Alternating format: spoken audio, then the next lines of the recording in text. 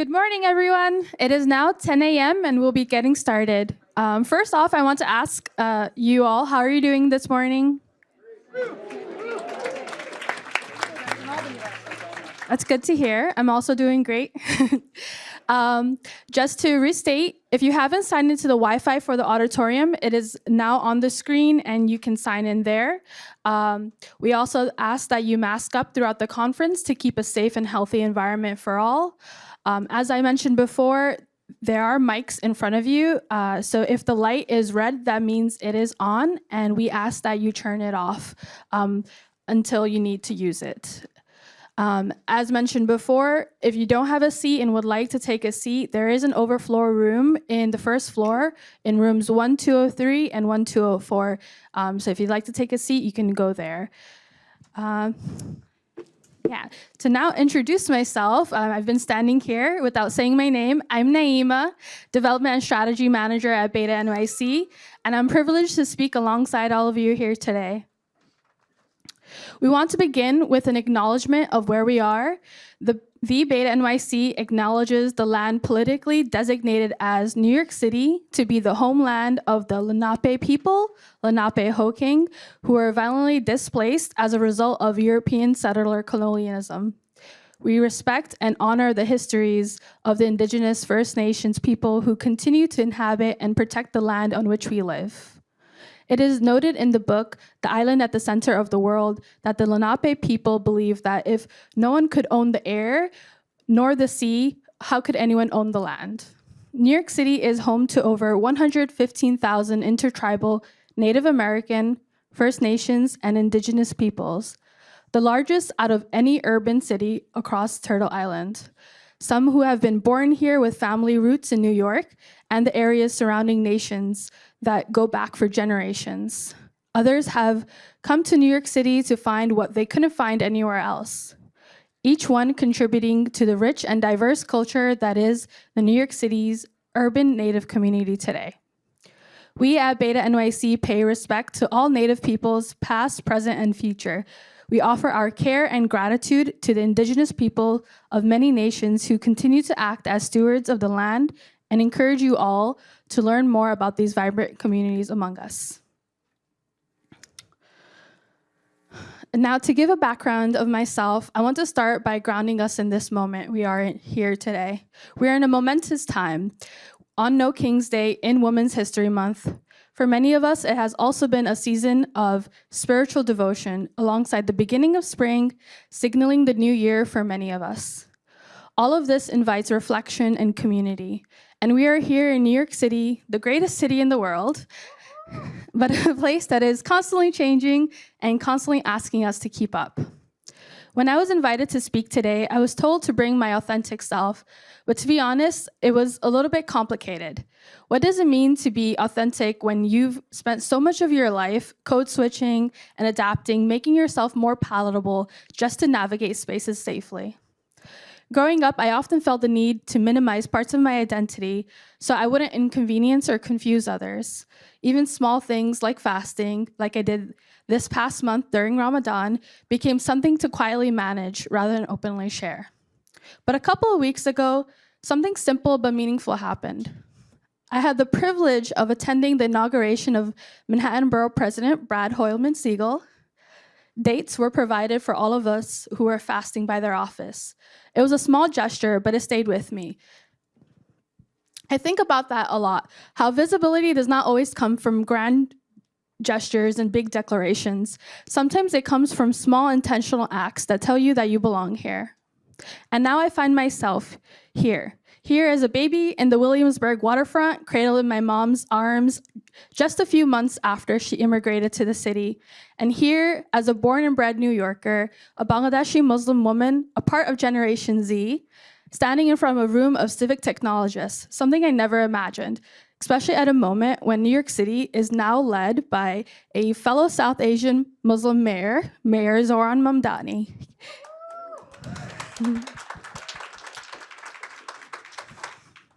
Being seen starts with being considered. It starts with someone asking who is here, what do they need, and have we made room for them?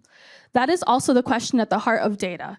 Data is a collection of choices, choices about what gets counted, how things are defined, and what gets left out. And these choices are shaped by power. And that matters even more now, as artificial intelligence accelerates faster than many of us can fully process, which means this moment is not only about innovation, but about responsibility. Because the reality is we are not just working with data sets. We are working with people's lives, with neighborhoods, with histories, with communities that have often been overlooked or misrepresented. There's a lot happening in this world right now.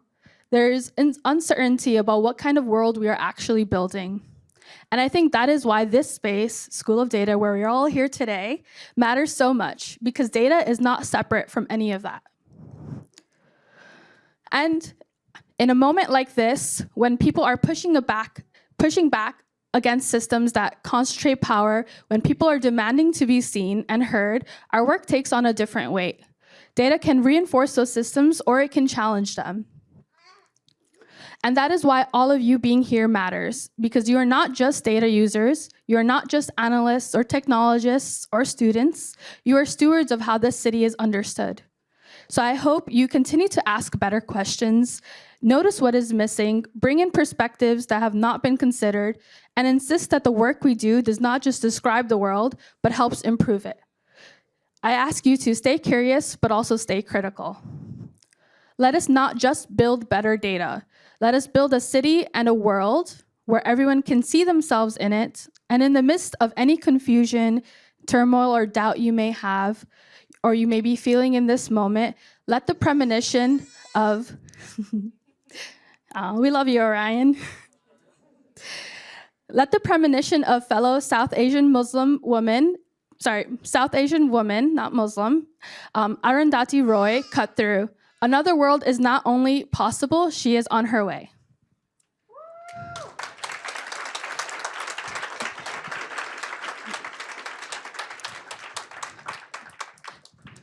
Now it is my pleasure to introduce, is she here in the room with us? Yes, she is.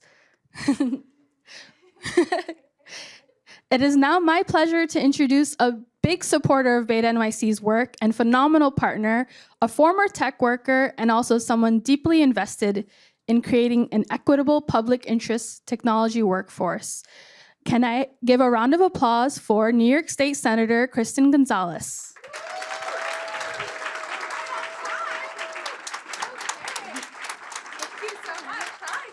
Good morning. This mic is on. Amazing. Thank you. Good morning. How's everyone feeling? Good.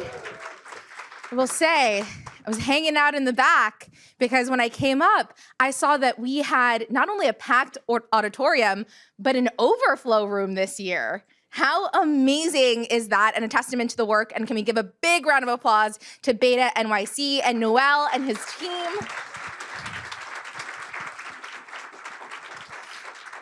I also see Noel, who, by the way, is a constituent, one of my favorite constituents, but with his beautiful family in Orion, and I see, hi, guys. Also, I remember this is my 4th year doing this, so I remember when Orion was much smaller in the first year. But I just wanted to say thank you, as always, for having me here. I took office in 2023. I ran in 2022. And for the last 4 years, have chaired the Internet and Technology Committee. As you've heard, I was a former tech worker. I was a product manager at American Express. I was working on their big data platform and very much not planning on running for office, but like many of you, was very involved in my community. And during that time, it was the pandemic, and I was part of Mutual Aid NYC. And we actually used the power of open data to create a map of the city. We mapped out food pantries. We mapped out nonprofits. We mapped out community organizations and churches to share them with mutual aid groups across the city to make sure that people knew where they could seek help. And in getting involved through that, I also helped launch an Internet for All initiative with the Democratic Socialists of America, who I am a proud Democratic Socialist in office. And so it feels very full circle to have started there and then be working in my district. I represent right here in Long Island City, in addition to Astoria, Northern Brooklyn, and then the east side of Manhattan. And this year, be working with our new mayor, Zohran Mamdani, on what it looks like to have a positive vision for open data and also public service technology. So I just wanted to say thank you again for having me, this full circle moment. But this is predating me, predating the Zoran administration. I actually am aware that this is the 10-year anniversary, which is huge for Open Data, School of Data. And clearly it has grown so much over these 10 years. And even before that, it's actually a celebration of the anniversary 14 years ago of the Open Data Law being passed and signed. And actually that law is the strongest in the country. So this is part of a much longer journey, and it's so inspiring to see it continue. But School of Data, of course, marks the beginning of Open Data Week, another important tradition. Open Data Week coincides with the anniversary, as I mentioned, and it's about so much more than celebrating the law. So much of our daily lives take place in the digital world, which means our actions create lots of data. We are not allowed to have a relationship with the data that we create. When it comes to commercial services, most users will never get the chance to review the data that relates to them or to correct it if it's incorrect. And there is no duty for data owners to delete information that relates to them. On the other hand, Open Data Week events tell you how to access public data, give you ideas on how to use that data, and demonstrate how open data has improved public life and enriched research projects. Open data is a model of returning control and the benefits of data back to those who created it, or to those who it pertains. Everybody here understands how important and valuable that is. That's why I am committed to moving forward with some proposals in our state government. And today I wanted to tell you a little bit about not only how we've worked at the city level, as I mentioned, but at the state level to bring the power of data back to all of you. The first proposal I want to speak about is on data brokers. Data brokers are the online intermediaries that aggregate personal information from publicly available and purchased data to build and sell user profiles. Data broker customers include the federal government, financial institutions, and marketing firms. Data brokers enable harms that span the gamut from annoying marketing text to terrifying attacks at data subjects' homes. In this year's budget, we are advancing a proposal that would require all data brokers to register with the government, to allow users to make a legally binding request to have any stored data from all data brokers deleted through a single request, and impose data security requirements on these firms. It's huge. Thanks, Noah. Data brokers are often subject to cyber breaches, yet have little incentive to protect the data that they store. A recent Wired report showed that data broker breaches are responsible for over $20 billion in identity theft losses. A second proposal that I am extremely proud to share with you all is the AI Literacy Act. This would create a program where schools and community organizations can apply for funding for AI literacy programming in their institutions. Funding would be awarded based on need so that the schools that need to catch up in providing basic technology education are prioritized. A recent report by the Center for an Urban Future found that there is a lot of work to do in New York State when it comes to technology education. That report found that New York ranked 37th in the country in offering foundational computer science education. Against this backdrop, AI risks exacerbating the already massive digital divide that exists. If effective AI use can only be acquired through use and experimentation, we need to ensure all students can experiment with and learn about AI. Open Data Week is about asserting our control over our data. School of Data is about putting that control to good use. I could not be more supportive of these objectives that I am trying to expand statewide, particularly towards groups that have been historically marginalized. I welcome the support of all of you on these priorities, both of which are considered part of the state budget. If you support data broker regulation or the AI Literacy Act, certainly welcome you all to get in touch with our office, to reach out to the governor. But in sharing all of this with you, I kind of wanted to add another layer of insight from behind the scenes. Over the last 4 years, I have seen our state government be run and mostly responsive to lobbyists. I've seen tech companies pour millions of dollars into opposing regulation that expands our power or public vision for what our power could be over our own data. And I've even had business companies and corporations come to me and say that they actually don't really believe in open data in the same way, that they believe that this is a model for making money, that we should be selling our data off to the private sector. And so I say this because you all in this room have immense power. You have immense power as part of the School of Data, as part of this network, but really to lobby your city government and your state government to take some of that influence away from the lobbyists and the corporations and bring it back to all of us. Because we know that our data isn't just for profit. It shouldn't just be used for a few. It should really be used by all of us and for positive public service use cases, which Noelle has been on the forefront of for years, whether it's things like mapping our public goods, like park benches, or supporting city council offices with their constituent services. There are so many ways we could be using our data to really benefit all of us. And I want to make sure that that is where we continue investing and certainly not listen to some of the more negative things that I've heard. So I offer this as a reminder that it's not just about electeds like myself. I also want to shout out another incredible elected I see in the room, the chair of the Technology Committee in City Council. Can we give a big round of applause to Carmen de la Rosa? But we certainly, it's not just about us and our committees. We can't do it alone. We need you. And now more than ever, 4 years in, I will tell you, the other side has gone a lot better and a lot quicker and a lot smarter when it comes to tech policy. So thank you for spending your time. You could be anywhere else, but you've chosen to be here as part of Open Data Week, as part of the School of Data. And I look forward to continuing this fight with you, supporting Beta NYC. And with that, I certainly want to give another big round of applause to also CUNY Law and institutions like this that put out public interest lawyers who also want to do this type of work, and for hosting us today. So thank you. Thanks. All right. With that, I think I'm going to pass it back. Thank you so much. Thanks. Thank you so much, Senator Kristen Gonzalez, for your work and your empowering words.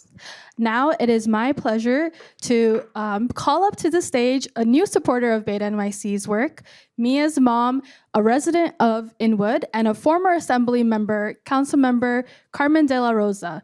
And as Kristen Gonzalez mentioned, the new chair of the Council Technology Committee.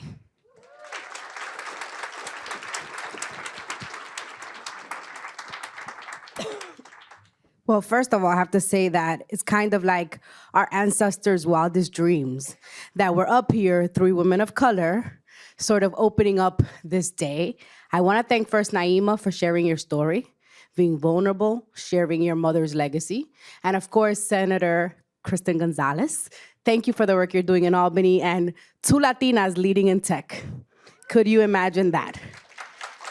I would be remiss if I also didn't take the time to thank Noel for being so welcoming and his team for putting all of this together. I also have to thank and shout out the OG Tech Chair in the City Council, Madam Gail Brewer, who is the architect of the Open Data Law and also someone that I look up to because of her dedication to open government. It's an honor to join you today and the New York City School of Data, Beta NYC, and reInvent Albany alongside all of you, leaders, thought leaders, advocates, technology experts, students, and maybe even some technologically curious new guests.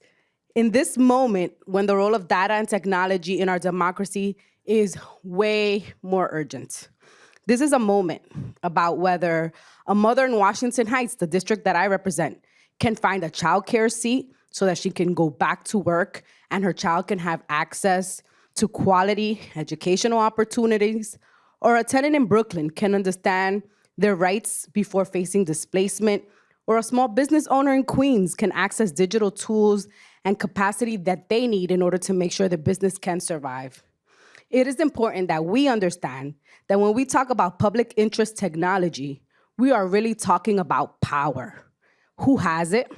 Who builds it? Who benefits from it? And who has been left out for far too long because data is not neutral. In the City Council, we see every day how technology can either widen inequities or help close them, such as funding STEM programs in our public schools, internet connectivity at our public housing sites, and computer classes in libraries.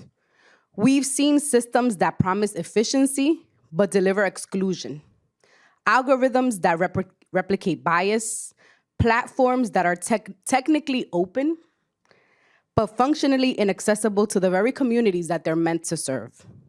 Across New York City, hundreds of thousands of households still lack reliable broadband at home. In lower income neighborhoods, residents are significantly more likely to rely on mobile-only internet access, which limits their ability to fill out job applications, access city service, or participate in remote learning. It is in these challenges that the collective work lies, our collective work. We also know that digital literacy is uneven. Many New Yorkers, especially seniors, immigrant communities, and working class families do not have the training or the support needed to navigate an increasingly digital government system. Language access remains a barrier. Nearly half of New Yorkers speak a language other than English at home. And for many, the city platforms are still not fully accessible in the languages that they need. And when we look at the tech workforce, well, we know what those inequities persist.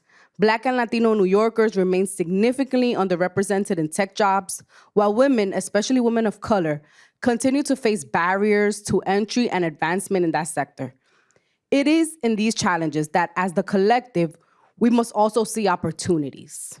We have the opportunity to build a digital city that is not only more modern, but also more just, where language access, disability access, and digital literacy are not afterthoughts, but a starting point. Our communities cannot afford to be passive recipients of technology. We must co-create, because the closest to the challenges are those that are closest to finding the solutions. And through the work of the Council's technology efforts, we are asking hard questions about how procurement, data governance, and digital infrastructure can be leveraged to not just for innovation, but also for inclusion. What would it look like if we treated technology as a public good?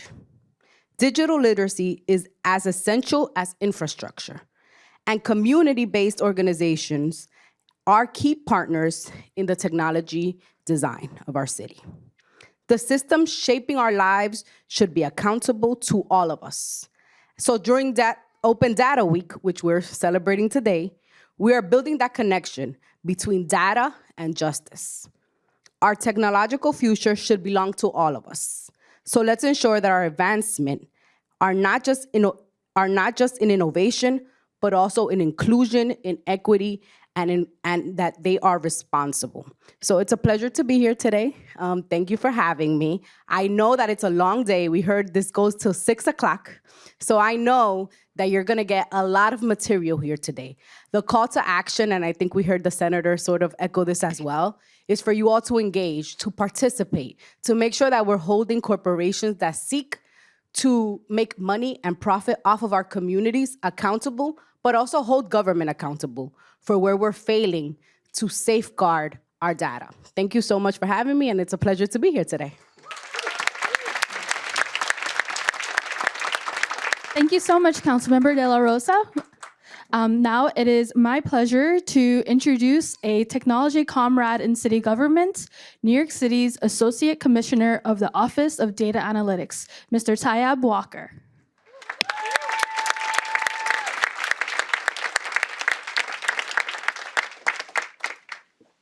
Good morning, everybody. So my name is Tayeb Walker. I'm Associate Commissioner at the New York City Office of Technology and Innovation, where I help oversee the Office of Data Analytics, New York City's central office for data, and the home of New York City's premier open data program. It is my great honor to be here today to speak to you all at the opening of School of Data in a very special week, this 10th anniversary of this thing we call Open Data Week Festival.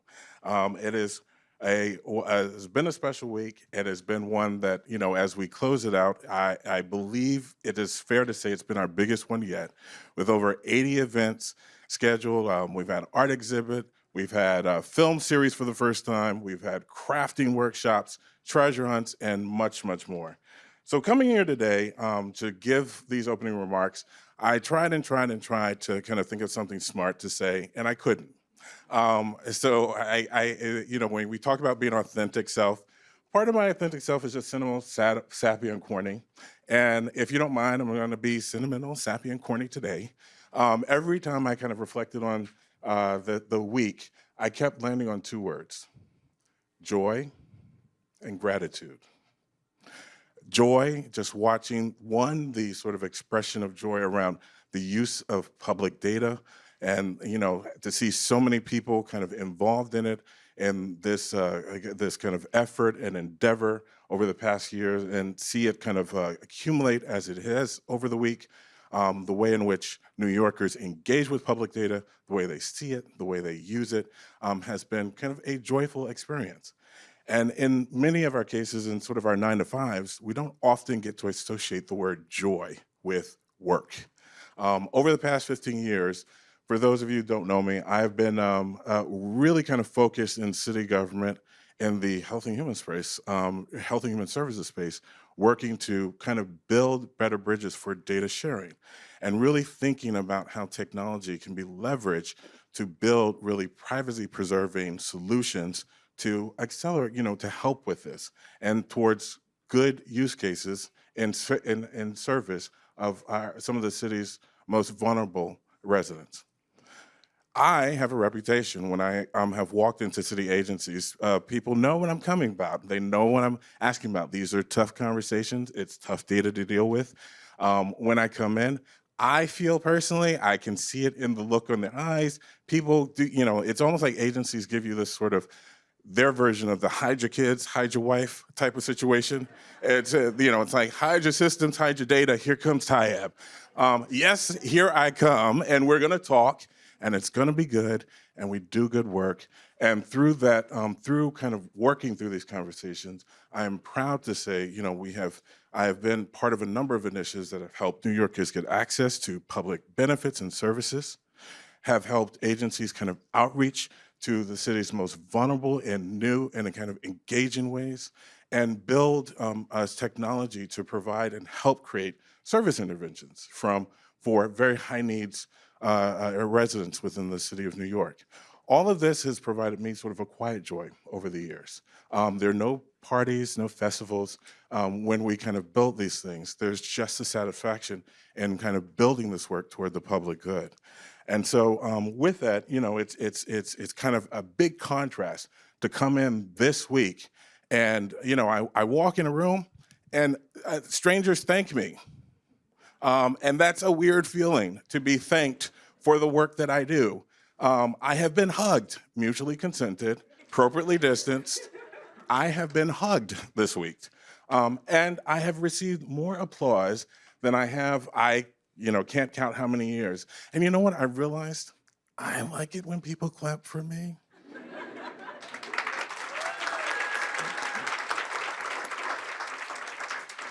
So with all of this, you know, I have, and you know, throughout this week, this sort of personal quiet joy that I have had has been connecting with other shared joy and building this sort of collective joy throughout the week. And it is, you know, it kind of goes without saying that, you know, whether or not you are kind of a serious statistician, data scientist, an artist expressing your work through data, or sort of cornball like me. There has been kind of a shared, you know, joy, and it's a great thing that through this week, this one time in the year, that you can be kind of who you are in this work, and we can kind of sing the praises that may not sometimes often get sung in our kind of daily life. Now with that, I'm gonna turn to gratitude. And it is with gratitude, and here's where I do my Oscar speech. It is with gratitude to thank our partners over the year who have made this happen. Beta NYC, Data Through Design. A big shout out to CUNY that has offered this space and several other spaces throughout the week. A big shout out to our event organizers, our hosts, volunteers, presenters, speakers, and the like. City agencies and offices that have participated, helped put this together, have presented their work in many ways. And of course, I'd like to really kind of thank those, if you don't know or you do know, that within every city agency and office, there is what we call an open data coordinator. And these 3,000 data sets that you see online, that 6 billion rows, it starts at an agency, and typically it is through the hard work of these open data coordinators and many other folks in that agency who have published this that make it happen. If we have any open data coordinators in the audience today, please raise your hand.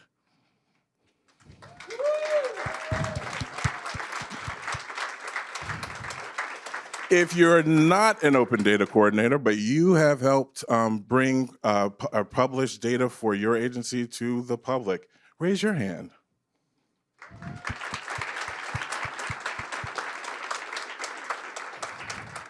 And so here, whether or not we get the praises or the songs of praise within our daily work, you're going to get them here.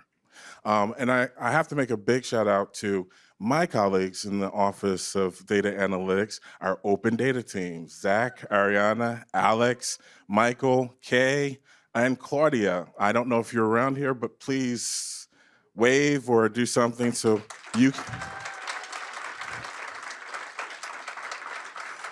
And a shout out to everyone in our office who has helped kind of put this together, including our colleagues Oliver, who has the master of all things in the office and has helped put many of these presentations together, as well as Nathan Story, who, I talked about that film series, it was First of a Kind.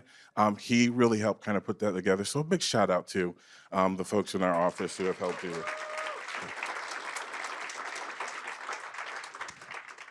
So with that having been said, I just have to, it would be remiss if I don't sort of close out this gratitude with a really kind of special gratitude to two individuals, two of which this whole festival would not be here today and would not be what it is had it not been for sort of their brain trust 10 years ago. And I'm talking about our very own Noel Hidalgo and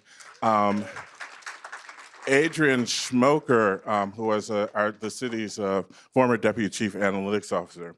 And with that, I'm really honored to share the following formal recognition from the city of New York to mark the 10th year anniversary.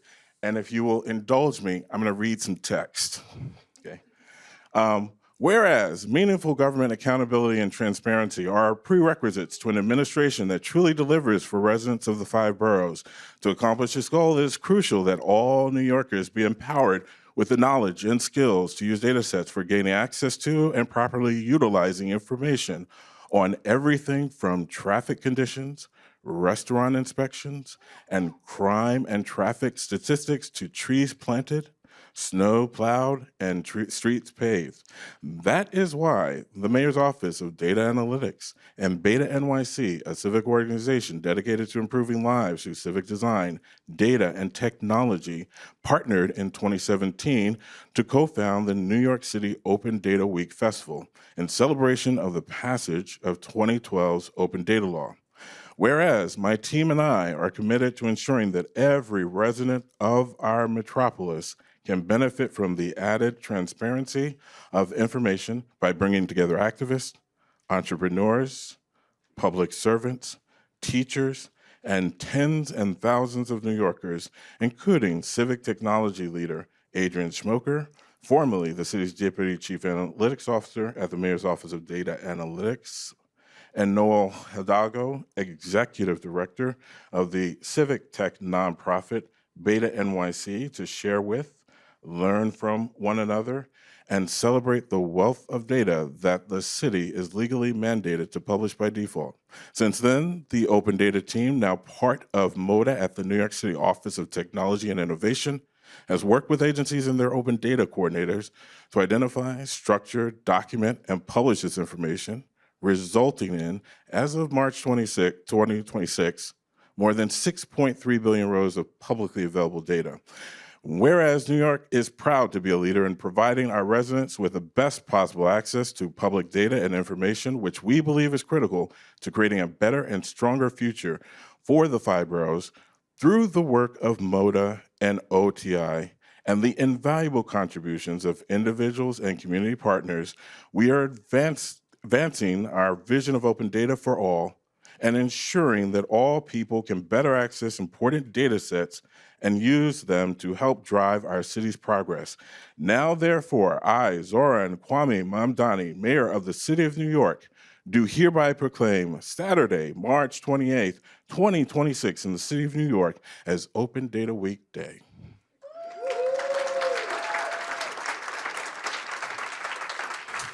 And that official proclamation comes with a prop. Here you go. Thank you. Presenting you with the official proclamation. We will take an official photo. Thank you so much. And that wraps up my conclusion. Applause. Thank you.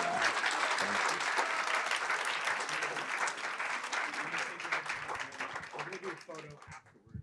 So, thank you. Thank you so much, Mr.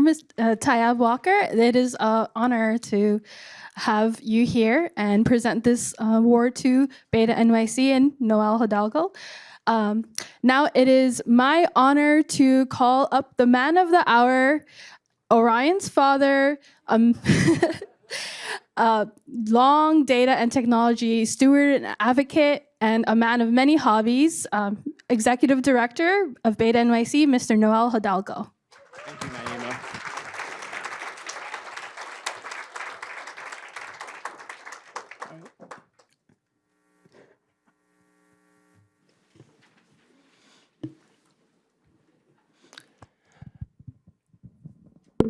All right, everyone, 1 second. My name is Noel.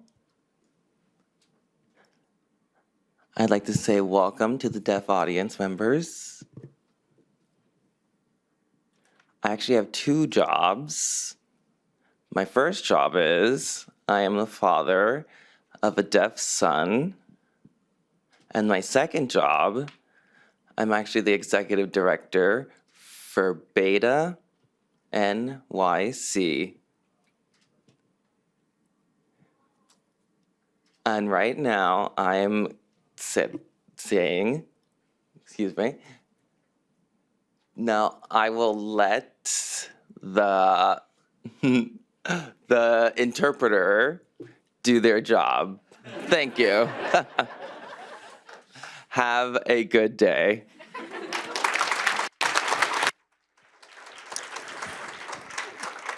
Thank you.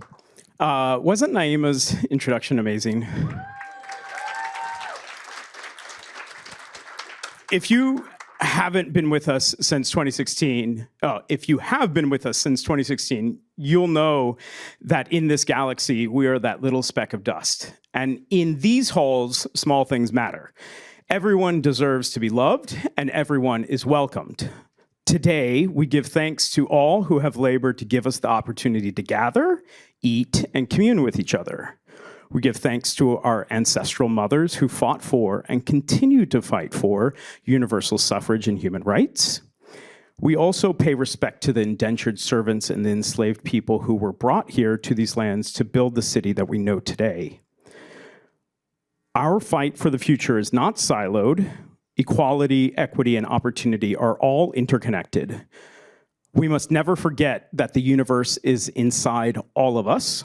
And to paraphrase the great Sagan, the nitrogen in our DNA, the calcium in our teeth, the iron in our blood were made in collapsing stars.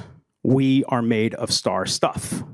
Today, you are all stars. And with that, welcome, universe. Thank you so much to Jolly and Pam at iSoc.live for making these main stage sessions available to stream. We wouldn't be able to stream without their ongoing dedicated labor and support. We also thank reInvent Albany for advocating for transparent and accountable New York government and supporting today's conference. We give special thanks to Duncan and Jordan, who have spearheaded the production of Today and Tomorrow. Please give them a round of applause. Never have we ever had so many people come. We've already burned through our coffee, and we apologize. We've already run out of masks for tomorrow. So if you're coming back tomorrow, please bring your mask. We will try to find more. Second, we give thanks to the CUNY Law staff and crew who are taking care of us for the next 2 days. Let's make their lives easy by viewing their home as our home. Third, I want to thank the amazing Beta NYC team and associate board members for making today possible. We truly would not be here without them. We want to thank all of our great Open Data Week partners. We could not exist, nor could we do the work that we do without OTI, Data Through Design, Fund for the City of New York, BRIC, and CUNY Law School. We want to thank all of the School of Data and Beta NYC sponsors who make today special and every day special possible. Particularly, we want to give shout outs to SVA's new data visualization team that is behind you. If you are looking to go and get a master's degree in data visualization, go talk to them. And right next to them is also our wonderful team at Tandon NYU. They are also looking to level you up in the skills. We also want to give a huge shout out to Civil for sponsoring, Nava for sponsoring our childcare, and Hayden AI. Amazing supporters of today's work. Thank you. Thank you to the volunteers who make today and tomorrow possible. These are the 80 plus names of all of these volunteers. Can we give them a round of applause?